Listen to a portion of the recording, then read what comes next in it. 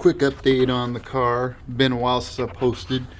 As you can tell, the intake or the exhaust manifold and the turbo is all kind of mocked up in there. I had to hold off because the yokes that they sell for these aren't as big as the ones that come from Japan. I think they're mainly meant for 300ZX. So I had to go and get rid of the rust on the previous ones before I install them so they don't look totally awful. If you ever get the Tomei turbo kit, just a quick hint on how to get rid of this coolant line that this one replaces. No matter what, you're going to need this hose. But the first bracket to take off is pretty easy. It just sits right back on this hole right here. The one that's a pain in the butt, let me see if I can find that thing.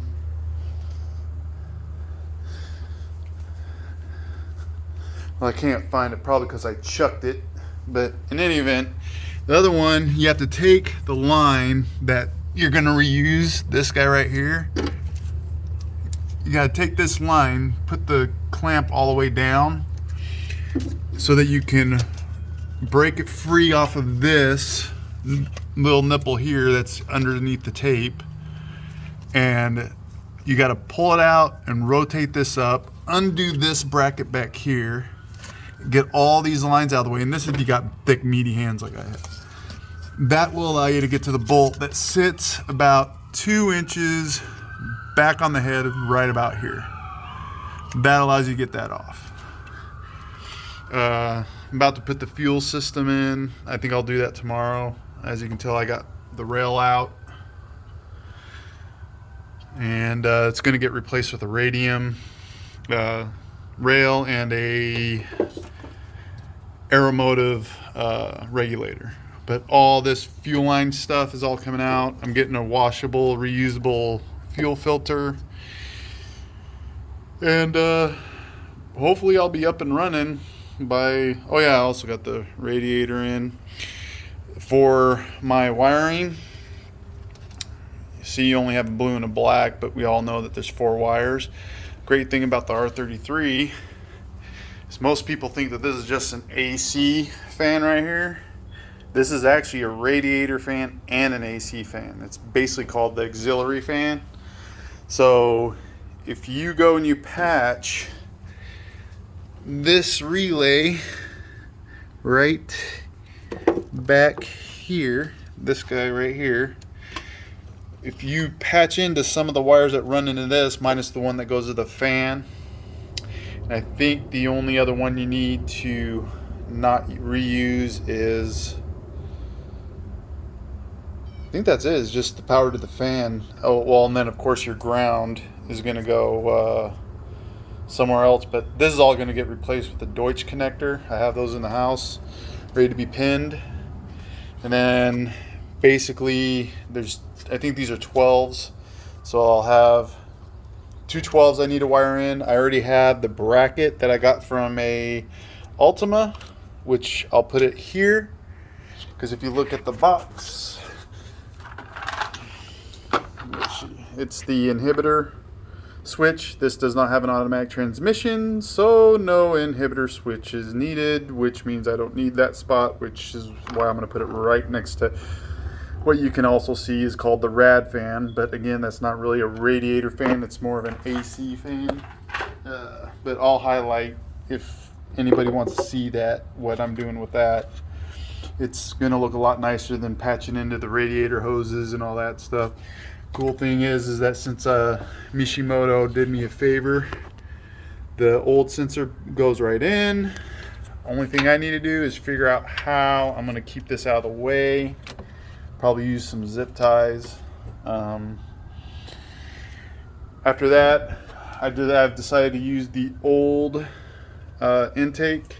So I'm not going to use the front mount that I bought. I just think that that's kind of overkill for what I'm doing now, and I'd rather go ahead and use it on a RB25 that I plan on buying to replace this one eventually, that will have forged internals, all that nice stuff. So I'm gonna go with the stock intake, which means I'm using the arm, which means I need to also install the intake air temp sensor, the map. I'm probably going to use the one of the lines I think that comes off of the, I believe there's an extra port that's used for some kind of vacuuming, but if there isn't, then I'm just going to drill, since I have the intake off, I'm just going to drill the plenum and stick a nipple in it and call it day on that. The other reason why I'm getting a new RB25 after I'm done with this for the final build is because there's a lot of stuff on this that I don't know how good it is, and if I have two, I might be able to mix and match. Plus, using a lot of performance parts from Australia and Japan will allow me to do it all while it's all out of the car. I am replacing this boost sensor. One thing that's pretty trick about what Nissan did with this design is you technically really don't need to put a nipple. And as you can tell, the Tomei has a spot for installing the nipple, and it actually comes with a nipple. So you drill there and you can install the nipple if you want. I have decided to go ahead and go with the stock induction pipe, which is the original boost source, and you plug it into that nipple right there. Granted, this is black. I could probably get it stripped down and get it all re-chromed, but again, this isn't going to be the final iteration of the car, so I don't care if it's black, silver, whatever. And I think that's about it. I've already talked to the emissions people, and they said that I can do whatever the hell I want with my exhaust, so it's going to be test piped. And yep, hopefully not this weekend, but next weekend, this car will be up and running and driving around with stock boost, and I'll be finding a track somewhere to dial it up to 12 to 14 psi. 14's kind of pushing it on the stock internals, so I'll probably keep it at 12 unless I'm at wide open throttle. Then I might go ahead and let it go to 14, but I don't know yet. That's about it.